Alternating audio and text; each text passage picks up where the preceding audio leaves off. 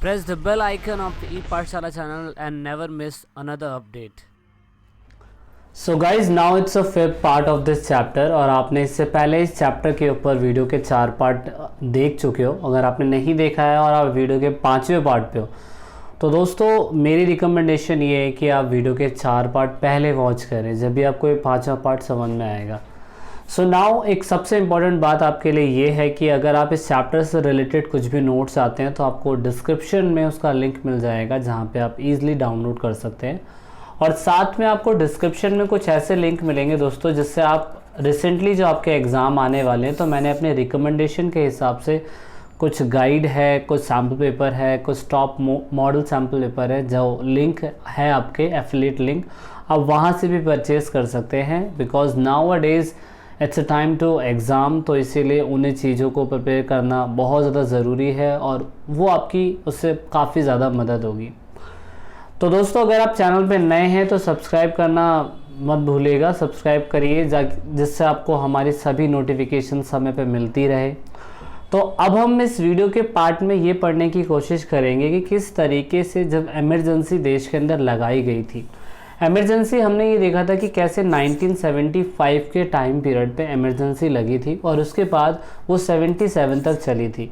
पूरे देश में आप ये देखेंगे कि ये एक ऐसा टाइम पीरियड था जो लोगों को ये लगता था कि इस टाइम पीरियड पर डेमोक्रेसी खतरे में है, या एक तरीके का मैं कह सकता हूँ कि संविधान को कहीं ना कहीं अपने इशारों पे सरकार नचाने की कोशिश कर रहा है।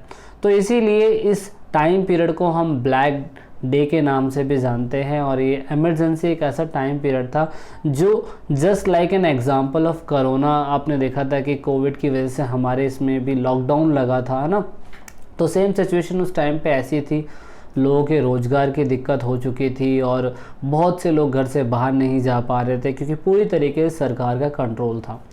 अब यहाँ पे सरकार का ये कहना है कि इमरजेंसी लगाना उनके लिए बहुत ज़्यादा ज़रूरी हो गया था, लेकिन सही मायने में क्या इमरजेंसी लगाना इतना ज़्यादा ज़रूरी था? तो ये बहुत तगड़ा क्वेश्चन था। मतलब सरकार ने 1975 के अंदर इमरजेंसी लगाने का सिर्फ एक रीज़न ये दिया था कि सरकार जो है लगातार आंदोलनों से परेशान हो चुकी थी और सरकार के जो कामकाज है ना वो उससे बहुत ज़्यादा इफ़ेक्ट हो रहे थे।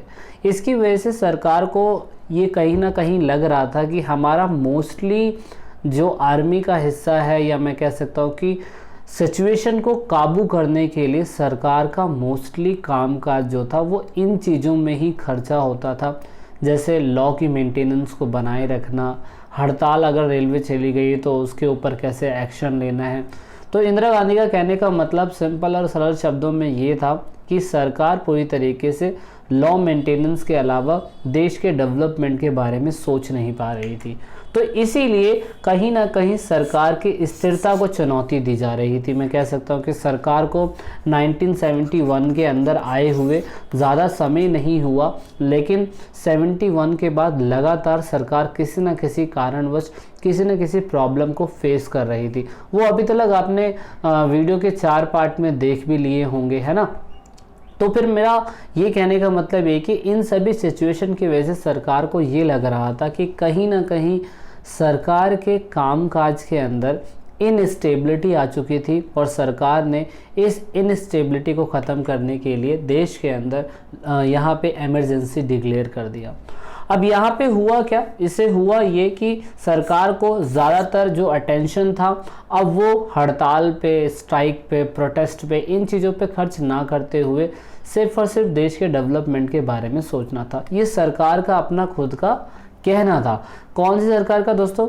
यहाँ पे कांग्रेस सरकार थी। और कांग्रेस सरकार ने पूरी तरीके से ये चीज़ बोला कि वो लॉ एंड मेंटेनेंस ऑर्डर करने के लिए इतना समय नहीं दे सकते, क्योंकि इससे हो क्या रहा है, इससे ये हो रहा है कि देश के अंदर जो भी कल्याणकारी काम होते हैं, जनहित के लिए जो काम होते हैं, वो काम सरकार के द्वारा डिले होते जा रहे हैं और इसी वजह से सरकार को देश में इमरजेंसी लगानी पड़ी।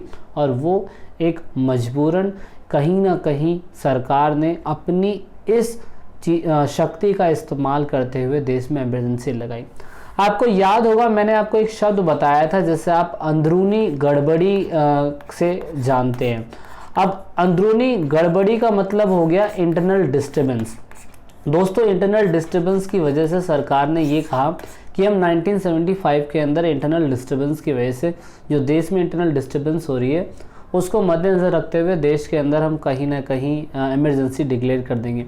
लेकिन सरकार ने इंटरनल डिस्टर्बेंस को यानी कि अंदरूनी गड़बड़ियों को सही तरीके से जस्टिफाई नहीं करा। उन्होंने सिर्फ एक रीज़न दिया कि जेपी जी जो हैं वो एक ऐसे व्यक्ति हैं जो दिल्ली के रामलीला मैदान में लाखों लोगों को भड़काने की कोशिश कर रहे हैं कि सरकार के कानून का मतलब पालन मत कीजिए अगर आपको अनैतिक लगता है या अवैध लगता है। इवन सरकारी कर्मचारियों से भी उन लोगों ने इस चीज़ का अपील करा, जिसका इफ़ेक्ट सरकार ने कहीं ना कहीं देखा और सरकार ने इस चीज़ को ही अंदरूनी गड़बड़ी का नाम लेते हुए और ये सारी चीज़ें बोलते हुए कहा कि हम देश के वेलफेयर के लिए काम नहीं कर पा रहे हैं और इसलिए इमरजेंसी लगाई जाएगी।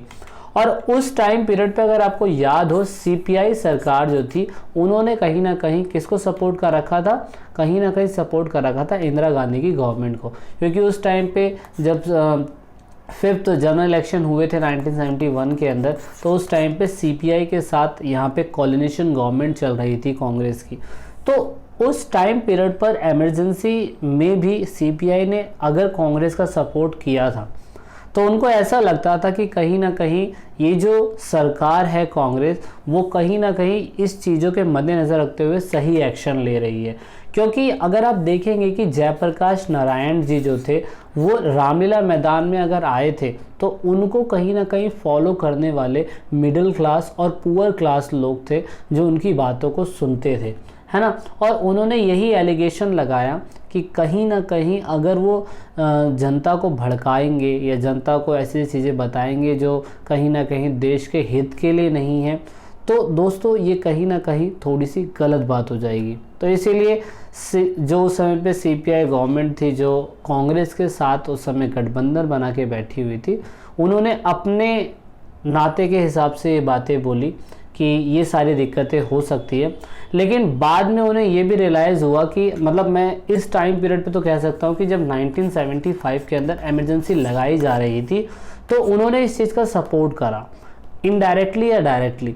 लेकिन जब इमरजेंसी में जो वादे किए जा रहे थे सरकार के द्वारा कि वो इस काम को करेगी या वो उस काम को करेगी तो उस टाइम पीरियड पर सीपीआई जो थी उसने सपोर्ट करा। लेकिन बाद में जब इमरजेंसी डिक्लेयर हो गई और इमरजेंसी जब फॉलो नहीं हो पा रही थी तो सीपीआई को उस टाइम पीरियड पे लगा कि हाँ सही मायने में हमने इंदिरा गांधी का साथ गलत दिया और सीपीआई गवर्नमेंट ने इसको रियलाइज़ करा कि जिस चीज़ को मद्देनज़र रखते हुए देश में इमरजेंसी लगाई गई थी वो सही मायने में एग्जीक्यूट नहीं हो पा रही है। क्यों? आपातकाल के दौरान हुआ क्या था दोस्तों? आपातकाल के दौरान सरकार ने आपातकाल का इस्तेमाल करते हुए ये कहा था कि वो कानून की व्यवस्था को मेंटेन करेगी। दूसरा उन्होंने ये कहा था कि वो सरकार की क्षमता जो है एफिशिएंसी उसको बढ़ाना चाहती है क्योंकि सरकार ज़्यादातर हड़तालों में प्रोटेस्ट में बिज़ी रहेगी तो एफिशिएंसी को नहीं बढ़ा सकती है। इसीलिए उस टाइम पीरियड पर आपको पता है एक प्रोग्राम चलाया गया था 10 पॉइंट प्रोग्राम। लेकिन दोस्तों अब सरकार ने 10 पॉइंट प्रोग्राम के बाद सरकार ने कहीं ना कहीं 20 पॉइंट प्रोग्राम चलाया जिसे आप 20 सूत्रीय कार्यक्रम बोलते हैं। दोस्तों सरकार ने ये शुरुआती समय में इसलिए चलाने की कोशिश करी कि जनता के दिलों तक वो पहुंच सके और 10 सूत्रीय कार्यक्रम के बाद 20 सूत्रीय कार्यक्रम चलाने का मेन मकसद यही था कि गरीबी कल्याण उन्मूलन करना, साथ में गरीबों को जॉब देना, मतलब संपत्ति के बारे में सोचना, नए लॉज लेके आना, अधिकार के बारे में सोचना, ऐसे ऐसे कुछ काम उन्होंने कहा था कि आपातकाल के दौरान ये सारे काम होंगे। लेकिन यहाँ पे आपातकाल के खिलाफ तर्क दिया जाता है। तर्क ये दिया जाता है कि उन लोगों ने कहा कि भाई हमारे भारतीय संविधान के अंदर अगर कोई भी सरकार कॉन्स्टिट्यूशन के अकॉर्डिंग काम ना करे या जनता के वादों पे खरा ना उतर पाए तो हमारे भारतीय लोकतंत्र के अंदर इस बात का प्रूफ है कि हर व्यक्ति राइट टू प्रोटेस्ट कर सकता है और राइट टू प्रोटेस्ट कर रहा है तो वो सरकार के सामने अपनी मांगे रखने की ही कोशिश कर रहा है। जैसा कि आपने देखा था कि सारे आंदोलन जो हुए थे 1975 से पहले, जैसे कि बिहार मूवमेंट हुआ था, नवनिर्माण मूवमेंट हुआ था, रेलवे स्ट्राइक्स पे गई थी, उन किसी भी मूवमेंट के अंदर कोई भी ऐसा एलिगेशन नहीं लगा इंदिरा गांधी की सरकार के द्वारा या किसी भी व्यक्ति के द्वारा कि ये जितने भी आंदोलन हुए थे वो सारे के सारे एंटी नेशन थे। दैट मीन्स वो सरकार विरोधी थे या देश विरोधी थे, ऐसा कोई भी नारा उस टाइम पीरियड पर नहीं लगाया गया था। और जनता का तो अधिकार है कि अगर सरकार करप्शन करे, सरकार उनकी पॉलिसी के अकॉर्डिंग सरकार काम ना करे, तो यहाँ पे जनता प्रोटेस्ट कर सकती थी। और इसी वजह से जो आपातकाल लगाया गया था उसके आर्गुमेंट में ये चीज़ बताई गई लोगों के द्वारा कि प्रोटेस्ट करना उनका अधिकार था। और 1975 से पहले जो भी प्रोटेस्ट हुए थे वो सारे के सारे देश के हित से रिलेटेड थे या देश में जो संविधान है, कानून है, उसके अकॉर्डिंग चलाए जा रहे थे। कोई ऐसा नारेबाजी नहीं, कोई ऐसी हुडिंग नहीं जिससे देश टूटने की बात हो रही थी। लेकिन इंदिरा गांधी को कहीं ना कहीं ये लग रहा था कि ये सारे के सारे जितने भी प्रोटेस्ट हो रहे हैं वो इंदिरा गांधी की सरकार के खिलाफ नहीं, वो इंदिरा गांधी के खिलाफ थे। इवन यहाँ तक देखा गया कि गृह मंत्रालय, जो दोस्तों आपको पता है कि पूरे देश का जो मैं कह सकता हूँ पुलिस होती है, वो इतना सक्षम होता है कि अगर कोई भी क्या कहते हैं, आप बोल सकते हो कि अगर कोई भी आंदोलन हो रहा है और सरकार के खिलाफ हो रहा है तो होम मिनिस्टर चाहे तो सारी पुलिस फोर्स बुला के वो सारे के सारे आंदोलन को ख़त्म कर सकती है। और उस टाइम पे आप देख सकते हैं हमारे होम मिनिस्टर जो थे कासू ब्रह्मेंद्रम रेड्डी जो है उस टाइम पे होम मिनिस्टर थे। और उन्होंने भी कभी भी ऐसा एलिगेशन नहीं लगाया कि 1975 से पहले जो भी प्रोटेस्ट हुआ या जो भी कुछ हुआ वो सरकार के मैं कहता हूँ खिलाफ में, ऐसा कभी भी एलिगेशन नहीं लगा। तो इसीलिए इन चीज़ों को रखते हुए समझ में आता है लोगों को कि कहीं ना कहीं गवर्नमेंट पूरी तरीके से जो गवर्नमेंट मशीनरी है उसको कंट्रोल करना चाहती थी और कहीं ना कहीं वो अपने ही सिक्के को चमकाना चाहती थी। और इसकी वजह से आपातकाल लगाने की वजह से कहीं ना कहीं वो कॉन्स्टिट्यूशनल मैं कह सकता हूँ संवैधानिक प्रावधान करवाना चाहती थी। दैट मीन जैसे कि संविधान में कुछ ऐसे संशोधन कर देना जो सरकार को और ज़्यादा पावरफुल बना देगी। क्योंकि आपको पता नहीं है तो मैं आपको बताना चाहूँ कि जब किसी भी देश के अंदर आपातकाल लग जाता है, आपातकाल लगने के बाद, इमरजेंसी लगने के बाद जो पार्टी सत्ता में होती है, जो पार्टी रूलिंग पार्टी होती है, जैसे कि अभी एट प्रेजेंट टाइम मान लीजिए कि 1971 के अंदर कांग्रेस पार्टी जो थी रूलिंग पार्टी थी। अब इस पार्टी ने जब इमरजेंसी डिक्लेयर कर दिया तो उसके सामने जितनी भी अपोजिशन पार्टियाँ थी ना उन सब की पावर ख़त्म हो जाएगी और सिर्फ सेंट्रल में सरकार जिसकी चल रही हुई यानी कि 1971 में कांग्रेस की थी तो इसी के ही पास सबसे ज़्यादा पावर रहेगी। इसी वजह से 1971 के बाद उन्होंने कहीं ना कहीं कॉन्स्टिट्यूशन के अंदर बहुत सारे बदलाव करे, जैसे कि राइट टू प्रॉपर्टी को कहीं ना कहीं कानूनी बनाया।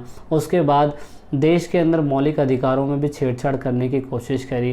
साथ में उन्होंने ये बताने की कोशिश करी कि जो कार्यकाल हर सरकार का 5 साल का होता है वो कार्यकाल अब 6 साल का हो जाएगा। तो ऐसा सिस्टम बनाया इन्होंने, क्योंकि अगर आप देखेंगे कि 1971 के अंदर अगर इलेक्शन हो रहा है तो 1976 के अंदर इलेक्शन ख़त्म हो जाना चाहिए। लेकिन दोस्तों अगला इलेक्शन 1977 में जाके हुआ था जब आपातकाल ख़त्म हो गया था। तो इस तरीके से आप देख सकते हैं कहीं ना कहीं क्या कहते हैं मिसलीड करा या मिसगाइड करा जनता को यहाँ की सरकार ने। और आलोचकों का यही कहना था कि शुरुआती समय में जब आपातकाल लगाया जा रहा था 1975 में तो सिर्फ और सिर्फ झूठे वादे दिए गए थे। Promises were unfulfilled just to divert the attention of misuse of punitive detention और custody death। कहने का मतलब ये है कि उस टाइम पीरियड पर सरकार ने जब 1975 के अंदर आपातकाल लगाया था तो बिना किसी बताए लोगों को गिरफ्तार करा गया विदाउट एनी ट्रायल और लाखों लोग गिरफ्तार हुए थे। बहुत से लोग अंडरग्राउंड हो चुके थे। लेकिन सरकार ने उस तरफ लोगों का ध्यान ना खींचते हुए सरकार ने बड़े बड़े झूठे वादे करे और इसी वजह से देश में आपातकाल उस टाइम पीरियड पे लगा था। और इवन जिस समय इमरजेंसी लगाई गई थी तो आप ये देखेंगे कि 25 जैन के टाइम पीरियड पर 25 जैन 1975 में जिस समय इमरजेंसी पहली बार डिक्लेयर हुई थी तो उस दिन दिल्ली के आसपास के जितने भी रिपोर्टिंग के ऑफिस थे, न्यूज़पेपर थे, उन सब के आसपास की बिजलियाँ काट दी गई थी और 3-4 दिन के अंदर ही अंदर सरकार ने ऐसे रूल्स और लॉज बनाए जो कहीं ना कहीं वहाँ की प्रेस के ऊपर एक तरीके का पाबंदी लगा दिया। मतलब सरकार जो लिखना चाहती है वो सब प्रेस को बताएगी, प्रेस अपने अकॉर्डिंग कुछ नहीं छाप सकता है।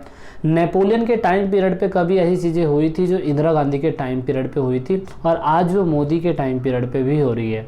तो इस तरीके से आप देखेंगे कहीं ना कहीं जो व्यक्ति संजय गांधी आप देखेंगे जो सत्ता में भी नहीं था, बस वो नॉर्मल एक एमपी था, उसने भी अपनी मदर का इस्तेमाल करते हुए ऐसे ऐसे कार्यक्रम चलाने की कोशिश करी जो बेबुनियाद थे, जिसका कोई फ़ायदा ही नहीं था। जैसे नसबंदी करवा देना, कहने का मतलब ये है कि फैमिली प्लानिंग के चक्कर में लोगों की नसबंदी करवा दी गई, और ये सिर्फ और सिर्फ ये कहा गया कि 10 सूत्रीय प्रोग्राम के तहत, फैमिली प्लानिंग योजना के तहत इन चीज़ों को करवाया जा रहा है। जो लोग यंग थे बच्चे उनकी भी नसबंदी करवाई गई, और दोस्तों जो बूढ़े थे उनकी भी नसबंदी कराई गई।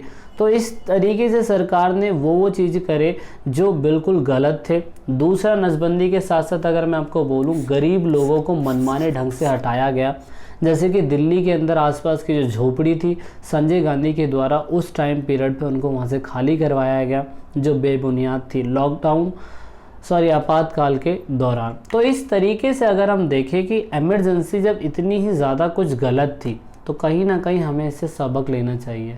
हमें ये देखना चाहिए कि अगर आने वाली सरकार देश के अंदर इमरजेंसी लगाती है, हालांकि देश के अंदर अभी रिसेंटली इमरजेंसी जैसी ही चीज़ लगी थी, जैसे कि कोरोना वायरस की वजह से हमने लॉकडाउन कर दिया था 3 महीने तक पूरे देश के अंदर, लेकिन दोस्तों यहाँ पे तो 19 महीने तक देश के अंदर इमरजेंसी लगी हुई थी। तो अगर इन फ्यूचर कोई इमरजेंसी लगती है तो हमें इमरजेंसी जो 1975 में हुई थी, हमें उससे कुछ ना कुछ सबक सीखना चाहिए। जैसे नंबर 1, हमें कहीं ना कहीं ये देखना चाहिए कि डेमोक्रेसी सबसे इम्पॉर्टेंट चीज़ है, और अगर देश के अंदर डेमोक्रेसी बनी रहेगी तो कहीं ना कहीं आने वाले टाइम पीरियड पर हम आपातकाल क्या, आने वाले किसी भी चीज़ से हम लड़ सकते हैं। अगर डेमोक्रेसी रहेगी तो ही आप ये देखेंगे कि चाहे कोई भी सरकार हो वो लॉ के अकॉर्डिंग ही काम करेगी। दूसरा, एक सबसे इम्पॉर्टेंट पॉइंट ऑफ व्यू जो मुझे लगा वो ये लगा कि सरकार को आर्म्स रिबेलियन को बिल्कुल सही तरीके से बताना पड़ेगा। कहने का मतलब ये है कि 1975 के अंदर जब इंदिरा गांधी सरकार ने इमरजेंसी लगाई तो उन्होंने कारण क्या दिया, इंटरनल डिस्टर्बेंस मतलब आंतरिक गड़बड़ियाँ। अब आंतरिक गड़बड़ी तो दोस्तों कुछ भी हो सकती है, चाहे देश में आपातकाल लगाने का रीज़न मॉनसून लेट होना हो गया, विद्रोह होना हो गया, ह्यूमन राइट्स का ख़राब होना हो गया, या बड़े लीडर का जनता के खिलाफ बगावत करना हो गया, कुछ भी कारण हो सकता है इंटरनल डिस्टर्बेंस।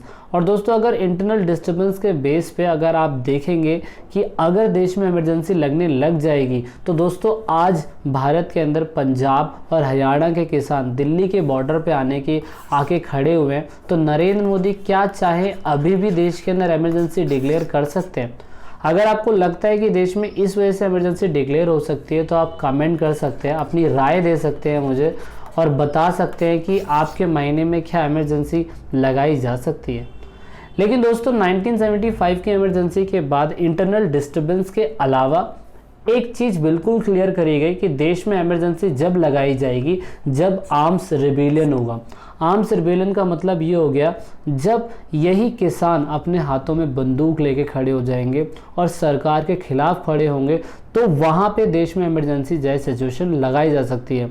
लेकिन अगर जनता शांति प्रिय है और प्रोटेस्ट कर रही है तो देश में इमरजेंसी का कारण नहीं होगा। तो इसीलिए अंदरूनी गड़बड़ी को पूरी तरीके से जस्टिफाई किया गया। और दूसरी सबसे अच्छी बड़ी बात यह है कि लोगों को अवेयर करा गया सिविल राइट्स से रिलेटेड।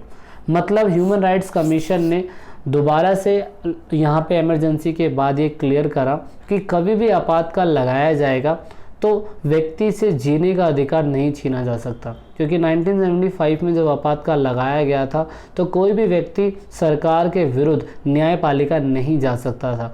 लेकिन अब 1975 में यहाँ पे 1975 के बाद बहुत सारी ऐसी ऑर्गेनाइजेशन बनी जो ह्यूमन राइट्स के बारे में सोचती थी।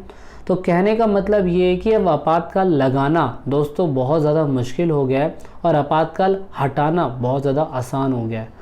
तो ये था पूरी तरीके से इमरजेंसी के बारे में कि इसमें क्या क्या चीज़ें ऐड हुई है वो भी मैंने आपको बताने की कोशिश करी है। किताब से बहुत अलग चीज़ें भी मैंने बताई है। वीडियो अच्छी लगी है तो कमेंट करिए, लाइक करिए और सब्सक्राइब करना मत भूलिएगा चैनल को। आपको ऐसे ही अपडेट मिलते रहेंगे। और जल्द ही अब हम ये पढ़ने की कोशिश करें कि जब देश के अंदर इमरजेंसी ख़त्म हो गई थी 1977 के बाद, तो किस तरीके से देश में नए बदलाव हुए और किस तरीके से कांग्रेस पूरी तरीके से बैकफुट पे आई और फिर दोबारा किस तरीके से 1980s के टाइम पे इंदिरा गांधी दोबारा जीती सरकार। तो हम वो देखने की कोशिश करेंगे। वीडियो के साथ बने रहिएगा। This is it in this video and let's meet in the another part of this video. तो लास्ट में दोस्तों, अगर आप वीडियो को देख रहे हैं और ई पाठशाला चैनल के आप सब्सक्राइबर हैं या नए सब्सक्राइबर हैं, तो ईट पाठशाला की टीम से आप सभी को यही रिक्वेस्ट है कि आप इन सभी वीडियो को अपने दोस्तों के साथ शेयर ज़रूर करें और कोशिश करें कि आप दूसरों को शेयर करवाने के लिए बोलें, क्योंकि आप जितना वीडियो को शेयर करेंगे उतना ही हम और लोगों की मदद कर पाएंगे, क्योंकि पढ़ेगा इंडिया जब भी बढ़ेगा इंडिया। तो वीडियो के लास्ट में वीडियो को एंड तक देखने के लिए, चैनल को सपोर्ट करने के लिए बहुत बहुत धन्यवाद। जय हिंद, जय भारत।